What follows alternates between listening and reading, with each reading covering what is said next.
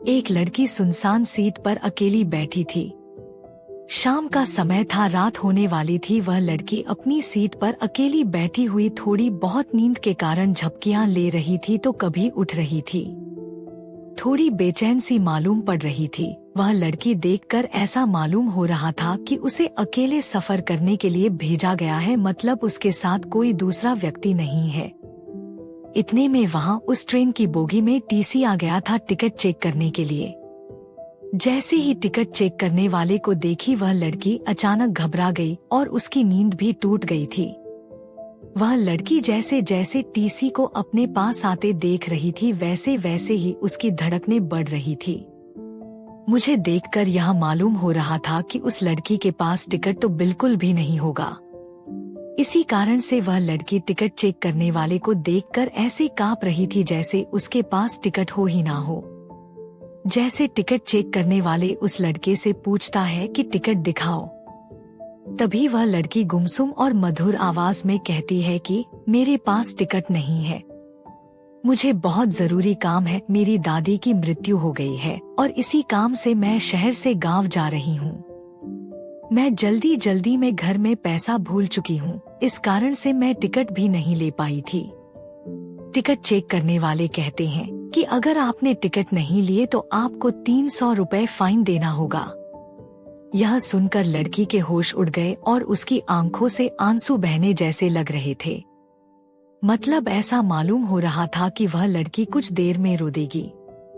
फिर उसके बाद वह लड़की टिकट चेक करने वाले को समझाते हुए कहती है कि मेरे पास टिकट नहीं है और पैसे भी नहीं है। अगर मेरे पास पैसे रहते तो मैं टिकट जरूर ले लेती। मैं मजबूरी के कारण अपने गांव जा रही हूँ, इसी कारण से मैं टिकट नहीं ले पाई। किसी तरह से टिकट चेक करने वाले को समझा बुझाकर लड़की भेज देती है। टिकट चेक करने वाले को भी उस पर दया आ जाती है और वह पूरी सफर तय करने तक का टिकट भी फ्री में उसे बना कर दे देता है। वही ऊपर वाली सीट पे मैं यह सब नजारा देख रहा था। जब मैंने उस लड़की को देखा तो वह लड़की सोने ही वाली थी और अपना चादर उठाकर सोने के लिए अपने शरीर पर ओढ़ ली थी। थोड़ी देर बीत जाने के बाद मुझे शायद नींद नहीं आ रही थी। फिर मैं नीचे उतरा वॉशरूम जाने के लिए तो उस लड़की से मैंने पूछ ही लिया कि क्या आपके पास बिल्कुल भी पैसे नहीं है। वह लड़की घबराई और कहती है कि मैं जल्दी जल्दी में घर से निकल गई हूँ, जिस कारण से मैं पैसे लेना उसी भूल गई हूँ। उसके बाद मैं उसे 500 रुपए अपनी जेब से निकालकर उसे देने का प्रयास करता हूँ, लेकिन वह लेने से मना करती है। मैंने उससे कहा कि मैं तुम्हें कोई एहसान नहीं कर रहा हूँ, मैं तुम्हें अपना एड्रेस बता रहा हूँ, तुम्हारा जब मन करे तब इन पैसों को उस पाते पर भेज सकती हो, लेकिन अभी तुम्हें पैसों की बहुत जरूरत है, इसके बिना तुम भूखी रहोगी और घर जाने के लिए टैक्सी इत्यादि का भाड़ा भी तो चाहिए। इतना सुनते ही और मेरे मनाने के बाद वह लड़की पैसे ले लेती और कहती है कि मैं घर जाकर पैसे का इंतजाम करके आपको पैसे भेज दूंगी। उसके बाद लड़की सो जाती है और उसका सफर शायद आधी रात को ही पूरा हो जाता है और लड़की ट्रेन से उतर जाती है। उसके बाद जब मैं नींद से जागता हूँ तो देखता हूँ कि वह लड़की अपनी सीट पर उपलब्ध नहीं है। मैंने उसे ट्रेन में इधर उधर बहुत ढूंढा पर वो नहीं मिली। फिर किसी से पता चला कि वो उतर गई है। मेरी आंखों से उस लड़की का मासूम चेहरा जा नहीं पा रहा था। कुछ दिनों तक मैं उसके बारे में सोचता रहा, फिर धीरे धीरे मैंने उस लड़की को ज्यादा याद नहीं किया और अपने काम से काम रखने लगा। बहुत दिन बीत जाने के बाद करीब करीब 1 साल के बाद एक चिट्ठी आती है।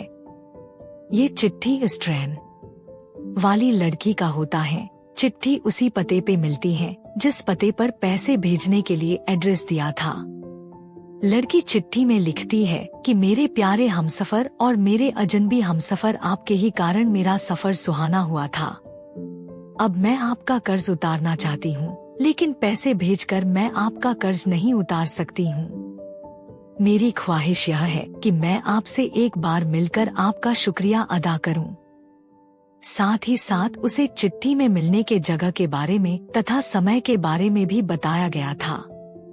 ये सब मुझे एक सपने जैसा लग रहा था। मुझे तो लगा था वो अजनबी सब भूल गई होंगी। अब मुझसे रहा नहीं जा रहा था। मैं उस दिन का बेसब्री से इंतजार करने लगा। कब वो वक्त आएगा जब मैं उस अजनबी लड़की से मिल पाऊंगा जिसका इंतजार मैं 1 साल से कर रहा था। आपको बता दे कि वह अजनबी लड़की भी मुझसे मिलने के लिए इतना बेधरार थी, मुझे भी नहीं पता था। लेकिन जब से मैंने उनकी मदद की थी, मैं हमेशा सोचता रहता था कि कहीं वह लड़की भूल तो नहीं गई है, मेरा शुक्रिया अदा करना भी नहीं जानती है। 1 सप्ताह बाद मैं उसी दिन उसी समय पर जिस स्थान की व्याख्या उसने अपनी चिट्ठी में की थी पर पहुंचा तो देखा कि वह लड़की पहले से उसी स्थान पर मौजूद है।